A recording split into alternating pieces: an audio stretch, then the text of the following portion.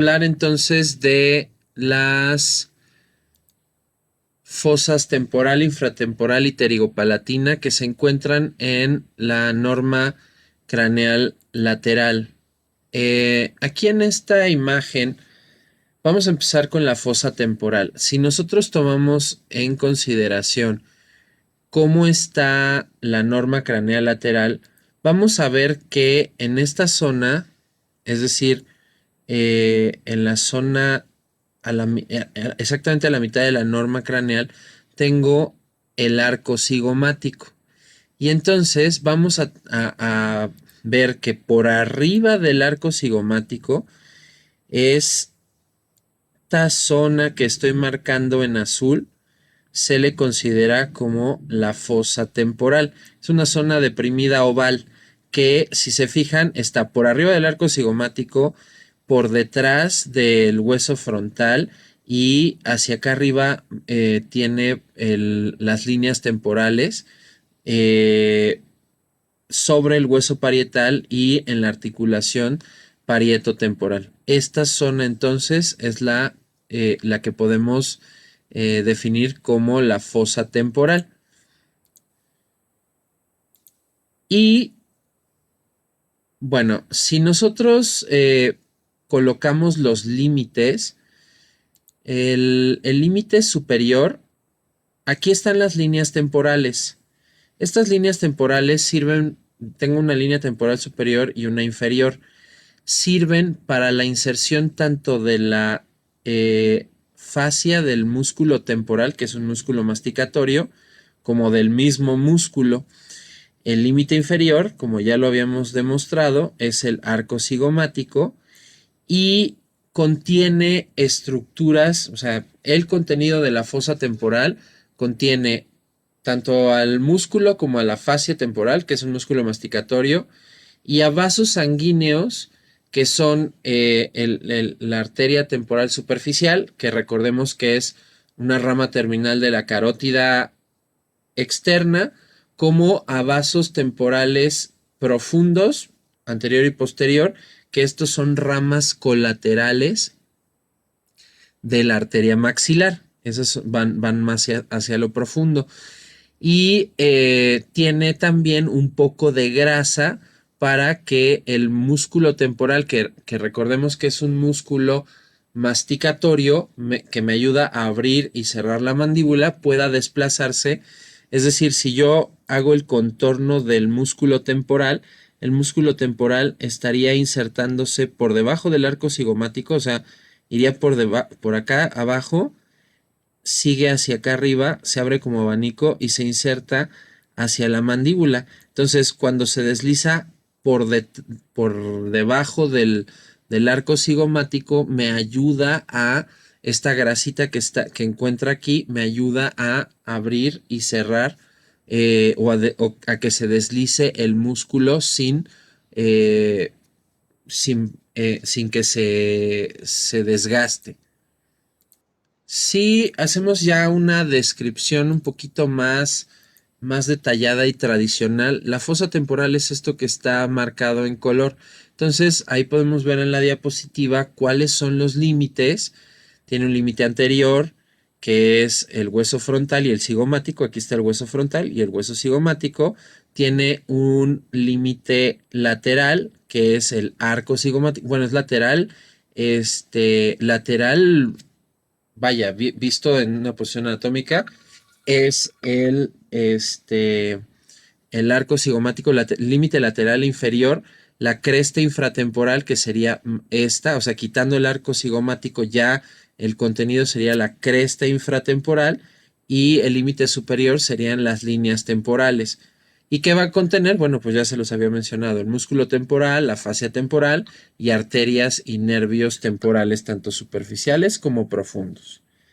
Esos son los contenidos que tiene la fosa temporal. Aquí, por ejemplo, podemos ver, si ya solo hablamos del hueso parietal, cómo contiene la mayor parte del fondo de la fosa temporal.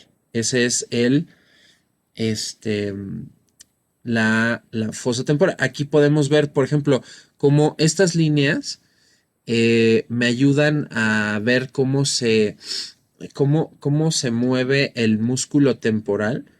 Y aquí precisamente es donde encontramos la grasa que me ayuda al desplazamiento de del músculo temporal. Vean cómo está recubierto el músculo temporal por la fascia temporal. Aquí vemos quitada la fascia, cómo está el músculo y vean cómo se inserta este músculo temporal en el proceso coronoides de la mandíbula. Entonces, aquí específicamente por debajo del arco cigomático es donde se encuentra esa grasita que me ayuda al desplazamiento sin que se roce el músculo. Ese es la fosa temporal. Y ahora nos pasamos a la fosa infratemporal. Si nosotros analizamos la fosa infratemporal, la fosa infratemporal está por debajo de del arco cigomático. Vean cómo aquí está el hueso cigomático, aquí está el proceso cigomático del temporal cortado y entonces quitando el arco cigomático se forma este hundimiento que se le llama fosa infratemporal. Antes se le conocía a esta fosa infratemporal como la fosa cigomática, ya no se le llama así. Y entonces voy a estudiarle una pared superior, que sería hacia acá, una pared anterior y una pared medial. En la pared medial, porque la pared lateral pues está cubierta por la mandíbula, entonces necesito quitar la mandíbula para poder ver en su totalidad la fosa infratemporal. Entonces, si yo estudio sus relaciones, por ejemplo, la pared superior, vean, aquí está otra vez el hueso cigomático, lo estoy quitando y hacia acá atrás estaría el temporal. Entonces, si yo estudio la pared superior, está formada por la cara maxilar del ala mayor del esfenoides, es decir, si yo dibujo esta, aquí, bueno, el que está remarcado es el hueso cigomático, pero esto que estoy remarcando aquí es el ala mayor del esfenoides, que es la que queda en contacto con el maxilar que está aquí abajo, que vamos a remarcarlo en verde. Este es el hueso maxilar y entonces voy a tener que este es el ala mayor del esfenoides y voy a poner en un color como rosita también del esfenoides. Esta estructura que se ve aquí es el proceso pterigoideo lateral. También es del esfenoide, o sea, los dos están vinculados. Y vamos a ver que se comunica hacia la fosa temporal, bueno, pues por el arco cigomático, hacia arriba del arco cigomático quedaría la fosa temporal y hacia abajo estaría la fosa infratemporal. Por ahí pasa o por ahí está el tendón del músculo temporal en su paso hacia abajo. Y vean, si nosotros vemos, esta es una vista superior del cráneo, aquí se está quitando el techo de la órbita. Podemos ver cómo aquí está el piso de la órbita y aquí estaría la hendidura o fisura orbitaria inferior. Vean cómo entre el cigomático y el maxilar queda este hueco. Todo este hueco es la fosa infratemporal. Entonces la pared anterior de la fosa infratemporal está formada por el hueso cigomático. Como les digo, está la fisura orbitaria inferior, que también se le puede llamar hendidura esfenomaxilar, pues entre el esfenoides y el maxilar, y esta es la que permite la comunicación de la órbita con la fosa infratemporal. Recuerden que la segunda rama del nervio trigémino, al salir del cráneo por el foramen redondo, cae hacia esta fosa infratemporal. Bueno, específicamente ahorita les voy a mencionar una fosa que está adentro de la fosa infratemporal para poder meterse hacia la órbita por la fisura orbitaria inferior y ya avanzar hasta el foramen infraorbitario. Entonces, en una vista superior, así se vería la fosa infratemporal. Aquí podemos apreciar entonces, en un acercamiento de la imagen, podemos apreciar cómo está la hendidura esfenomaxilar que se comunica con la fisura orbitaria inferior. Entonces, si nosotros representáramos la segunda rama de mi nervio trigémino entraría por la hendidura orbitaria inferior o fisura orbitaria inferior, la pasa por la hendidura esfenomaxilar y luego ya aquí atraviesa un canalito hasta salir por por el orificio infraorbitario, ¿no? Entonces esta es la rama 5.2 del trigémino que atraviesa, la mayor parte está ocupada por el tendón del músculo temporal. Ahora, si vemos lo que representa, por ejemplo, aquí vemos la segunda rama, vean cómo atraviesa la fosa infratemporal y se mete por la fisura orbitaria inferior, atraviesa el conducto y ya sale por acá. La tercera rama del trigémino se va hacia la mandíbula. Ahora, aquí ya me está marcando la otra fosa que hay que analizar, que se llama fosa pterigopalatina. Entonces, recuerden, la fosa infratemporal tiene en la parte más medial, o sea, en la profundidad, a otro pequeño huequito que vamos a analizar un poquito más adelante que se llama fosa pterigopalatina. Aquí podemos apreciar cómo aquí debería de estar el arco cigomático, está cortado. Entonces vean cómo en la fosa temporal está el músculo temporal, la fascia temporal, bueno, aquí ya se retiró la arteria temporal superficial y vean cómo aquí están las dos ramas del terminales de la carótida externa, la arteria maxilar y la arteria temporal superficial. La arteria maxilar, vean cómo da como ramas colaterales a las arterias temporales que están en la profundidad de la fosa temporal. Y en la fosa infratemporal, vean cómo está atravesando la arteria maxilar. Eso es algo que voy a encontrar en esta zona. Y en la profundidad, vean cómo tengo a este huequito que se ve aquí, en la parte más medial de la fosa infratemporal, que se llama fosa pterigopalatina. Eh, Analizando otras de las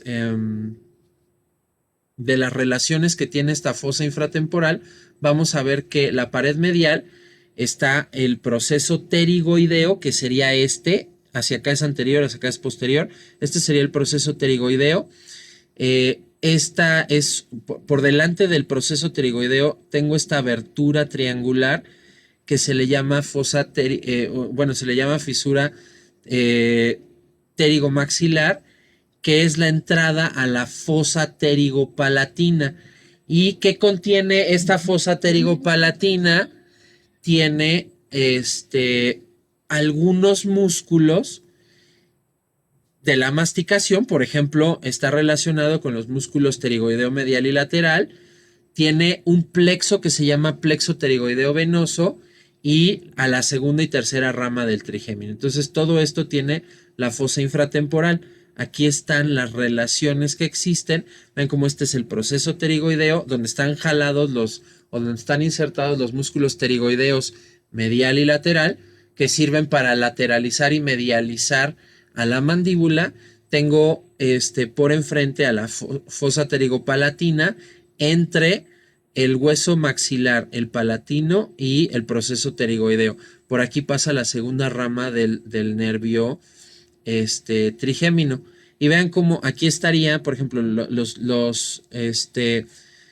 quitado, por ejemplo, la mandíbula. Para ver bien esta fosa tengo que quitar a la mandíbula para poder llegar a esta profundidad. Entonces tengo músculos masticatorios.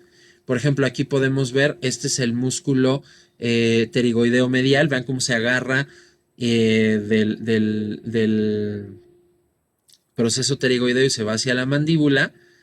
Vean cómo acá está el pterigoideo lateral, vean cómo está cubriendo al pterigoideo medial, que también se agarra del maxilar proceso pterigoideo y se va hacia la articulación temporomandibular. Entonces, esta fosa infratemporal tiene los dos músculos masticatorios que me sirven para lateralizar y medializar a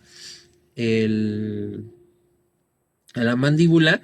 Y ya si analizo más superficialmente, tengo a la arteria maxilar, tengo también y arterias colaterales que va dando. Y tengo a este plexo venoso que es el plexo venoso pterigoideo, que sería como el símil la arteria maxilar pasa por aquí y el drenaje venoso, fíjense cómo tiene de la vena facial, este plexo pterigoideo va a formar a la vena maxilar, la arteria temporal superficial y cómo van a dar sus afluencias para tanto la yugular externa como hacia la yugular interna. Entonces aquí hay drenaje en esta fosa infratemporal, hay venas del drenaje venoso profundo de la cara o del esplagmocráneo. En esta vista de lateral e inferior podemos ver cómo el arco cigomático es el que me delimita. Entonces, si nosotros marcamos por acá arriba del arco cigomático, esta sería la fosa temporal. Y luego, por debajo, todo este espacio por debajo sería la fosa infratemporal. Y este es el proceso pterigoideo, este es el maxilar y el palatino estaría más para acá.